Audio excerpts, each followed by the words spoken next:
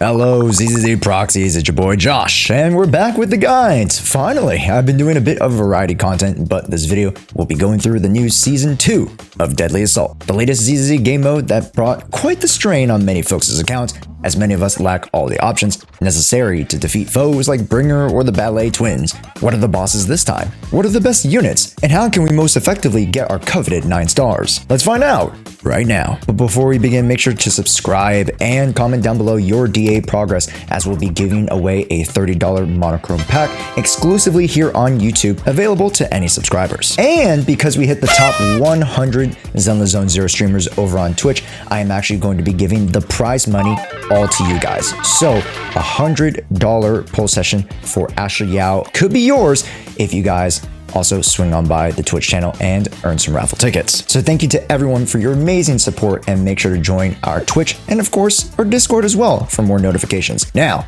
onto the video. So as of the latter half of Zenless Zone Zero 1.4, we are now getting a new refresh on DA with 1 returning boss and 2 new bosses. Bringer is coming back yet again to force us to use Miyabi here, and instead of Pompeii and the twins, we have the Megazord Mech and Dead End Butcher for sides 2 and 3 respectively. To go over the gimmick, Bringer provides crit rate for inflicting disorders and attribute anomalies. The corrupted autonomous assault unit? The corrupted autonomous assault unit, Typhoon Destroyer, or AAU for short, will allow for a total of 3 stacks for 1 every defensive assist you perform, and with each stack will increase your daze and chain damage. At 3 stacks, the enemy will become impaired. You can also gain performance points for every impair. And lastly, the Dead End Butcher. His gimmick revolves around stuns. When you're not stunned, over time this boss will gain stacks to deal more damage to you, called All or Nothing. Yet your crit damage will also increase for these stacks. When stunned, stacks will reset. Now talking about the bosses themselves and how to approach them. Bringer is all but the same, bringing back the same stylistic attack rotations from the first bout to here. As most all of us will be sliding Miyabi and company into the stage, Bringer's attack rotations revolve around swipes and slams with this one big arm, and in the first stage can perform the charge slam attack. This is nothing special, and you can utilize this moment to dodge, parry, DP assist, or just block with your Miyabi autos to continually dish out damage. Once you're out of stage 1 and into his transitional stage, his chant. This is where you're going to want to lay out on the standing arm.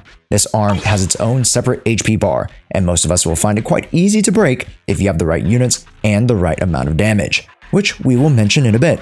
My one concern is that most folks might panic and overcompensate, trying to dish out too much damage and then leaving yourself having to ramp up again after once breaking the chant. This is Bringer's most vulnerable state, becoming a corpse for you to wail at for around 10 seconds. Utilize this time to either dish out your max damage or deal as much damage as you can while resetting your next rotation. Either way, it's important to utilize that window to gain as many damage points as possible. Bringer will result to using a few projectiles and lasers, render them useless, with well-timed parries and dodge assists that can help to increase the decibel bar more, leading to your next large DPS rotation. The way to gain performance points here in Bringer stage is to disrupt the hand chant. If played relatively optimally, you will most likely end up with 2 chants per round. Some crazy damage showcases end up with only 1, with how many times you can stagger the sacrifice. All in all, the Bringer fight is actually quite easy once you get past the whole weird wide arm looking deal he's got going on, as well as his potential hailfire if you don't manage to break the arm, so please focus on the chant. Bringer's weakness is ice, with a huge resistance to physical, so Jane is really at a disadvantage here. These are the suggested team comps. Feel free to swap a few units depending on if you have some F2P or better alternatives. Focuses here are the Miyabi-oriented squads, with the potential of Elle and Joe to also clear. For now, we still have yet to get more help in the ice department aside from those 2.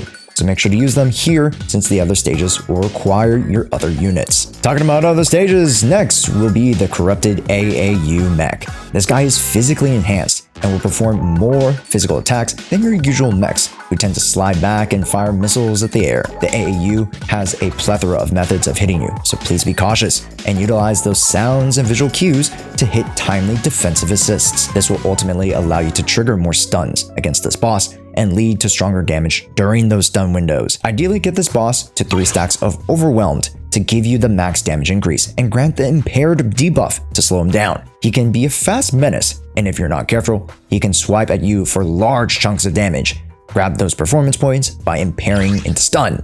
Most likely, you should be able to perform this around 4 if not 5 potential times with the inclusion of a stunner on your squad. The biggest tip for this stage is to pay attention to one particular attack pattern, the step back missiles into lunge. This lunge will be denoted by an orange indicator, allowing you to parry this attack exactly 3 times. Make sure to time these proper so that you can land your impair and go straight into building up stuns again, or just more continual damage. Let's take a look at best team comps, and since this guy is quite weak to electric, it's great to see that we have 2 options for electric stuns available to us. Yet, with the Dead End Butcher, I find that not using Ching-Yi here would be the best, and saving her for Julian teams down the line would probably be the better practice. Even though the mech is resistant to fire, that doesn't mean he is resistant to ice. Utilize your Lycons and or Ambis here for the budget, and you'll find great success. This stage, unlike the others, is a little less restrictive and arguably the easiest of the 3, so you can be a bit more flexible here. And lastly, we revisit the very first big boss of the game, the Dead End Butcher. This guy can be a menace with his huge swinging cleaves and outrage combo. However, most of his attacks are quite telegraphed, and he does have a few different variations of attacks here in a DA, so make sure to account for his new approach and attack patterns. What's interesting about the Butcher here is that you can approach him in 2 different ways, depending on how you see the all or nothing stacks. With getting into a stun, you can potentially gain 25% crit damage for each stack, max 6, when the Ethereal gains 10% damage increase against you. If you are god tier at dodging, why not try this approach of increasing your own damage by 150% crit damage in total by allowing him to stack and just focusing on damage. The only way to reset these stacks is to get the boss stunned. So if you don't bring a stunner and just have a character like Caesar King to cover for large chunks, you can actually come out with a significantly higher damage score. High risk, high return. Conversely, you can still dish out a ton of damage during stun windows and not have to worry about getting one shot by bringer stuns like Ching-Yi, who I highly prefer on the stage. And to favor the high risk, high reward playstyle, each perfect dodge you perform gains you 150 performance points, and you can do them as many times as your pinky can handle, or whatever finger you've bound your dodge to. Team selections are shown here with quite the large variance due to the fact that this guy has 0 resisted elements, allowing you the pick of the litter. Focus on ice and ether for weakness bonus, yet teams like Jane Doe or Bernice can prove effective, as you might not have the luxury of using them on the other stages. Again, if you don't have these luxury teams, you don't really need to worry, as the choices in the F2P department are relatively strong enough to get you by. And that will conclude the Season 2 DA guide for Zenless Zone Zero's latter half of 1.4. Remember to subscribe to the channel for more fun ZZZ content, as well as participate in all the fun community giveaways we like to do, as I want to invest back into the folks that are supporting me. And that's you. One last piece of advice before we go is that you should not be concerned with nailing all 3 stages. If your account is slightly or very underdeveloped, you realistically only need 6 out of 9 stars to get all the Polychrome awards. That means an average of 14,000 combat score on each stage. If you really do need help and would like to join our Twitch channel live, I've already helped out 10 folks with their Deadly Assault clears and have done many more account audits and reviews, so please swing on by. And with that, my name is Josh. Thank you for watching the video. Make sure to click on this next one because YouTube thinks you'll like it, and we'll see you in the next one.